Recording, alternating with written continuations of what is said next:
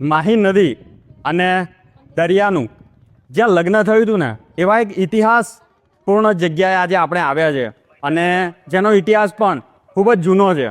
તો આવો ચાલો આપણે તેના જે પૂજારી છે ને એમની સાથે જ વાત કરીએ અને આ રસપ્રદ ઇતિહાસ આપણે જાણીએ. આખા ભારતની અંદર ખાલી બે જ નદીઓ એવી છે જેના પાસે સાગર જોઈન્ટ થાય છે, એક ગંગાસાગર અને એક મહીસાગર. માનવામાં એવું આવે છે કે ગંગા સામે ચાલીને સાગર જોડે પૈણવા ગઈ હતી.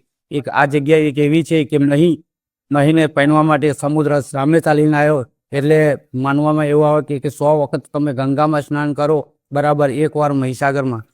માં મહીસાગર લગ્ન ચોરી વેરાઘાડી તાજી આણંદ. આપણે અહીંયા પ્રાચીન સમયની અંદર એની વાત છે કે જ્યારે મહી ઉંમરલાયક થયા અને સાગરદેવને પ્રસ્તાવ મૂકે છે કે તું મારી જોડે લગ્ન કર, ત્યારે સાગરદેવ એવું કહે છે કે તમે કાળા છો, શ્યામ કલરના છો, એટલે હું તમારી જોડે લગ્ન નહીં કરું.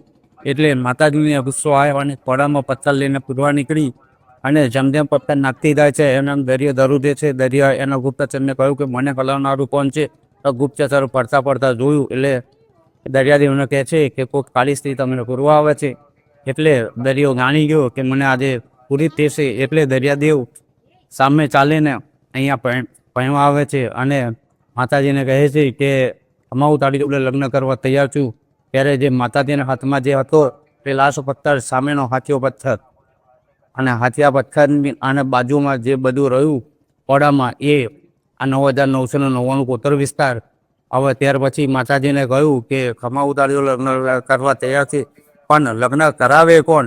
એટલે માતાજીના કહેવાથી દરિયાદેવે તપસ્યા કરી અને મહાદેવજીને પ્રસન્ન કર્યા. મહાદેવજીએ મંત્ર ઉપચારથી મહી અને સાગરના લગ્ન કરાયા. લગ્ન પૂર્ણ થાય એટલે કન્યા હંમેશા વિદાય થતી હોય છે. એટલે માતાજીએ પ્રસ્તાવ મૂક્યા અહીંયા માનસે કોણ? મહી અને સાગરના લગ્ન થયા. એટલે મહાદેવજી બોલ્યા કે આ વન વગડે તમારા લગ્ન કરાવવા હું આવ્યો, 24 કલાકની મારી હાજરી રહેશે. અને માતાજીના ગુજડા પગલા પગલાથી હોનાની લગ્ન ચોરી એના નીચે ઉપર સ્વયં મહાદેવજી બિરાજમાન છે સાક્ષી સ્વરૂપે. ને આ જગ્યાએ મહી અને સાગરની અહીંયાથી નામ પડે મહીસાગર. અને આનીથી આગળની સાઈડે તમે ગમે તે જગ્યાએ સ્નાન કરો એટલે મહી નદીમાં સ્નાન કરી બરાબર છે. ને વેરાખાડીની અંદર એક એવો પોઈન્ટ છે કે અહીંયાથી નામ પડે મહીસાગર.